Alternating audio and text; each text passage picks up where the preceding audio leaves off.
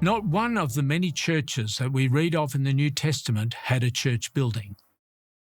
I've had the privilege, the opportunity of leading many hundreds of people on study tours through the Holy Lands. And a question that is often raised is, which was the first church building? Can we see the remains or the structure of the first church buildings? It surprises many to learn there was not a single church building before the 4th century. Not a single church building or church institution before the 4th century. All the churches that we read of in the New Testament thrived and multiplied without a building, without a church building, and without an institution. Jesus' idea was what we speak of as centered set faith, where new disciples were centered in Jesus. They were followers of Jesus, committed to sharing their faith in Jesus and making other disciples. And people were in the church or out according to their relationship with Jesus and where their lives were directed towards him. It didn't take long before the church started to institutionalize. But the big change took place in the 4th century when the first church buildings were erected.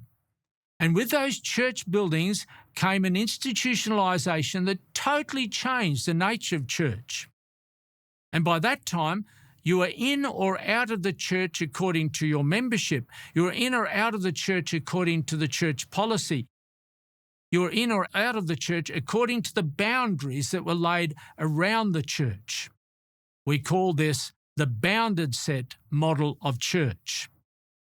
I would like you in your groups now to spend 15 minutes exploring these concepts together. How is the nature of church changed by whether it is centered set faith or bounded set church?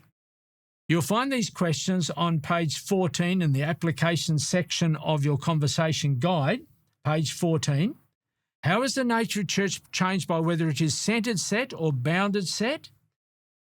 And while planting a church in a bounded set system, how would you work to cultivate a centered set faith in new disciples so that you're being faithful to Jesus' idea of church and the purposes for which he established the church? I want you to spend 15 minutes together in your groups exploring this fascinating issue and then pray together, share together, and we look forward to seeing you in our 4th session.